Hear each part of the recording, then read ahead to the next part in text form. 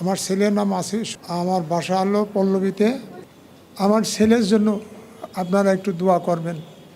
আমার ছেলে মণিপুর স্কুলের ছাত্র ছিল, ইন্টারমিডিয়েট হলো কমার্স কলেজের এবং অনার্স কমপ্লিট করছে আইইউবি থেকে এবং খুবই ভালো ছাত্র ছিল আমার জানা মতে।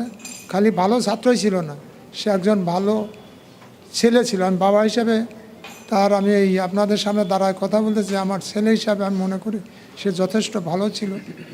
অন্যায়ের প্রতিবাদ করাই ছিল তার ধর্ম। আমার এক ছেলে এক মেয়ে, এই ছেলেটা হলো বড় আর মেয়েটা আমার ছোট। তা ও সবসময় খেলাধুলা পাগল ছিল। ওই দিন ওরা খেলতে ছিল শুক্রবার ওই নামাজে যাওয়ার আগে। তা ওই দিন আর গুলাগুলি হচ্ছে, তা ওই খেলা বাদ দিয়ে রেখে সে বলতেছে, এই তোরা খেলাধুলা, ছেলেবেলে বলতেছে আপনারা খেলাধুলো করেন, আমি খেলাধুলো করতেছি না।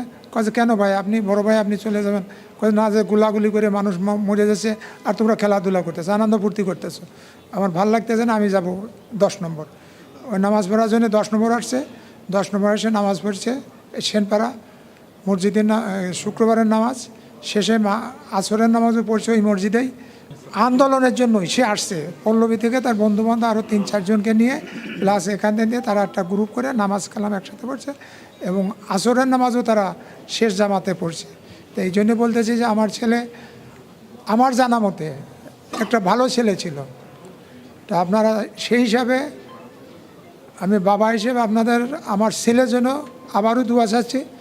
আর বলতে গেলে অনেক কথা বলা, এখন আমি খুবই শারীরিক মানসিকভাবে খুবই অসুস্থ, আমার জন্য একটু দোয়া করবেন।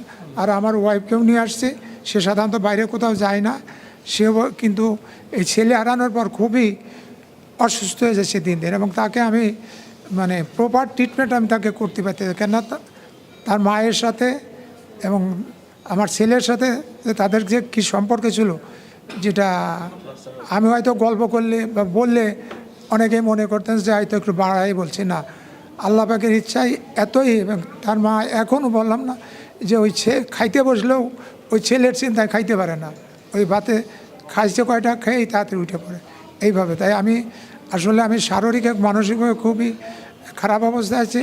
আপনাদের কাছে দোয়া চাইতেছি আমার এবং আমার ফ্যামিলির জন্য, এবং বিশেষ করে দোয়া করবেন। আসসালামু আলাইকুম রহমতুল্লাহ।